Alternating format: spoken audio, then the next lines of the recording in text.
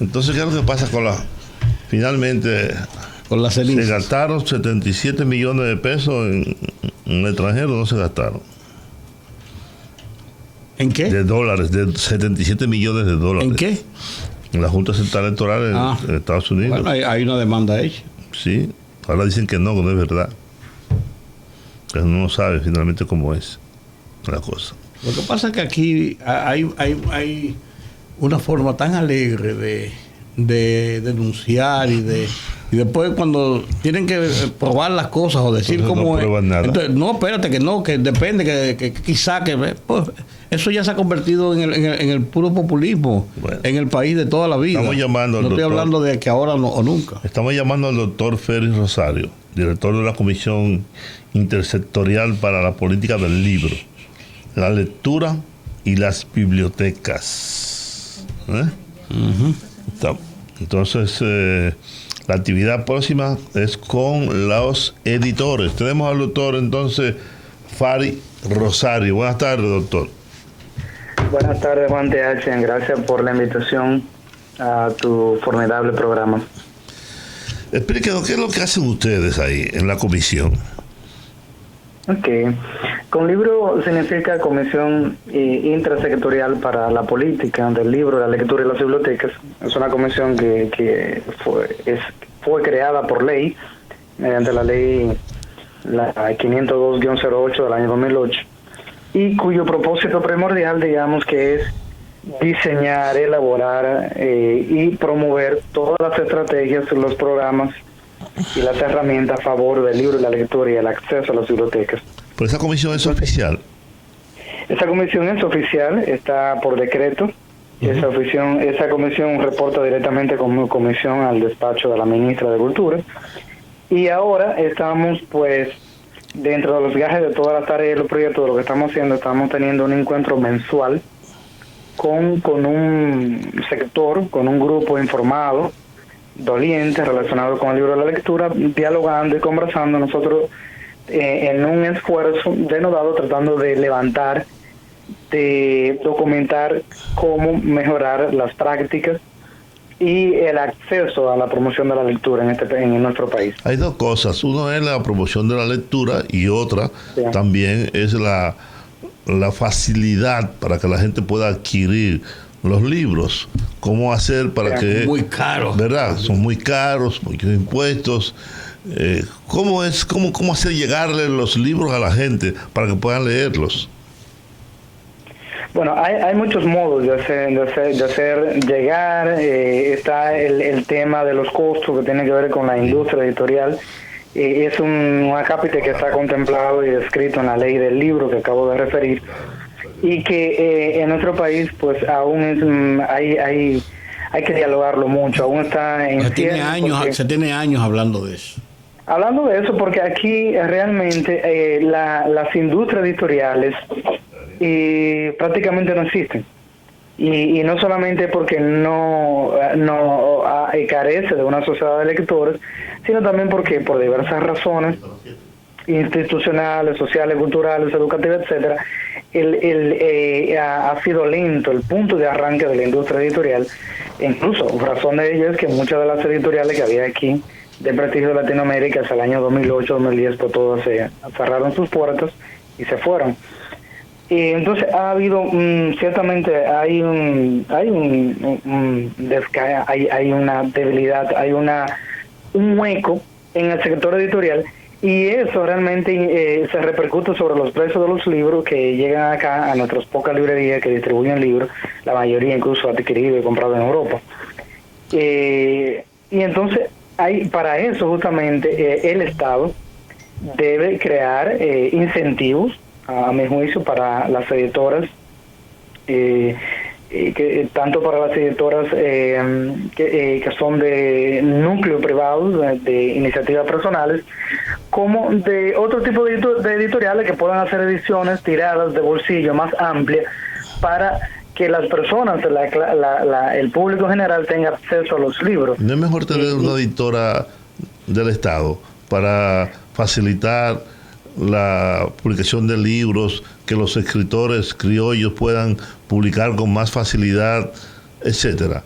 Pero justamente, ahí es donde yo, Juan TH, veo, hay un tranque, porque por ejemplo hay dos editoras del Estado. Por un lado está la editora nacional y por otro está la editora universitaria de la UAS. Y yo nunca he visto un libro de la editora nacional de la UAS, o sea, que llegue al público, que deben llegar los libros. Entonces, ahí es que está el tranque. O sea, la verdad es que yo no sabía que existía. Y yo. Honestamente. Y mira que yo soy un lector. Sí, existe. Entonces ahí está el detalle de que hay que realmente hacer ediciones cuidadas, adaptadas, ediciones, la UAS tiene que hacer ediciones, no solamente de editar los libros de folclore, de historia, los libros de Dagoberto de Tejada, entre otros, y sino también hacer ediciones de bolsillo para distribuirlas, que sean asequibles, aún siendo vendibles, que tengan un precio accesible, un precio módico para el pueblo. Entonces, por ejemplo, y es una práctica que tú ves, las ediciones, por ejemplo, en México, la UNAM hace ediciones, con la cultura, todas las instituciones del Estado hacen ediciones módicas, ediciones cuidadas para facilitar el acceso al libro, para que toda la sociedad se nutra y no tenga que comprar, ni ir a comprar esos libros tan costosísimos en Amazon, ni tampoco comprar, está regido al monopolio del libro que desde una única librería. Ahora, en esta crisis, en esta pandemia, se hizo muy difícil la compra de libros. No hay para comer, ahora va a haber para comprar libros caros. Pero tú dices que los altos costos de Amazon y de las editoras españolas, por ejemplo, pues tú consigues muchos de los libros que llegan aquí, mucho más barato y mucho más rápido que las ediciones que tú ves y lo compras aquí en las escasas librerías que quedan. ¿Cuántas librerías quedan aquí? Una. Y 4 por ahí. No, quedan más. Hay más librerías que están todavía, quedan más. Ajá, ¿dónde están? Pues yo nada más sé de cuesta, yo sé más nada. Hay librerías ahí que abren sus puertas así en la zona colonial, hay algunas librerías. Hay librerías en el interior del país, en Puerto Plata, en Santiago, conozco otra en Moca.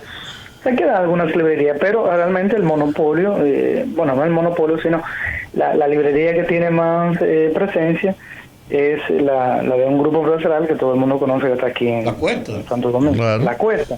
Entonces, pero que tiene que haber, también el Estado debe justamente tomando, cuando ahora al definir una política de equidad, de acceso, de construcción de la ciudadanía, debe poco a poco ir abriendo librerías, al menos en Santiago, en Santo Domingo, para brindarle al público, o sea, manera de acceder a los libros.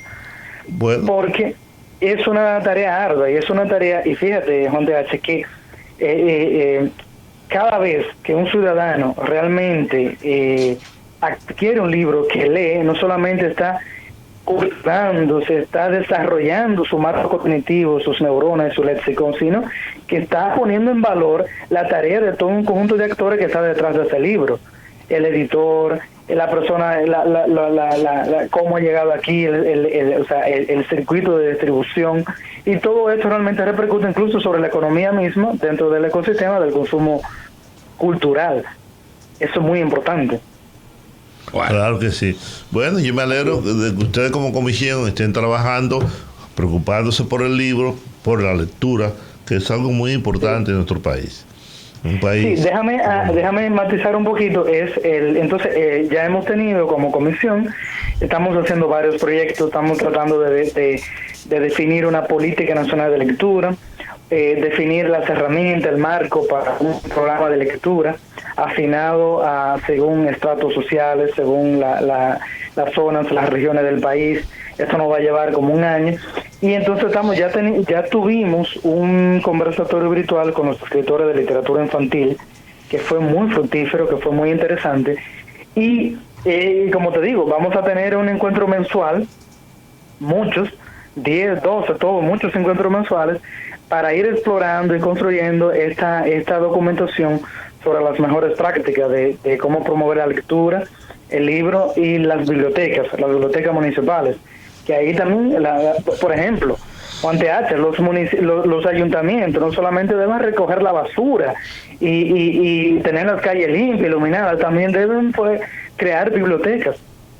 Y eso lo dice la ley, eso lo dice puntualmente la ley. Entonces, muchas de las cosas de estamos dialogando para tomar conciencia para ponerla sobre la mesa y para sentarnos con los actores. Miren, esto hay que hacerlo porque esto es un mandato que beneficia a todos, según una vez dijo el Gabo García Márquez que Colombia será un país distinto y desarrollado el día en que abran las librerías en las noches y en la mañana estén vacías porque la gente se haya robado todos los libros.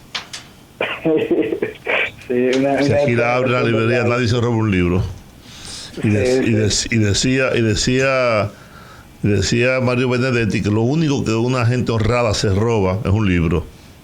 O sea, que poca gente honrada, digo yo. Y eso es verdad, el que lo presta lo pierde. El que lo presta lo pierde. El mundo de los libros nos abre muchas posibilidades. Así que el próximo miércoles 21 a las 6:30 es un conversatorio virtual a través de Zoom y a través del Facebook Live del Ministerio de Cultura.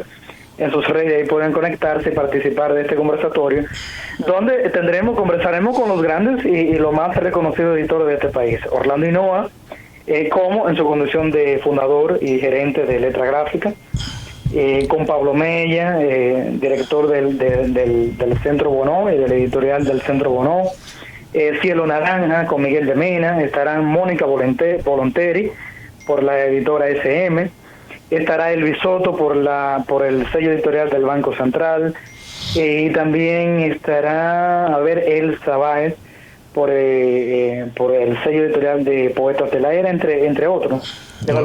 Bien. Pero será un conversatorio muy interesante e invitamos a todo el público a conectarse y a participar activamente. Ok, pues gracias, doctor Farid Rosario, director de la Comisión Intersectorial para la Política del Libro, la Lectura y las Bibliotecas. ¿Verdad?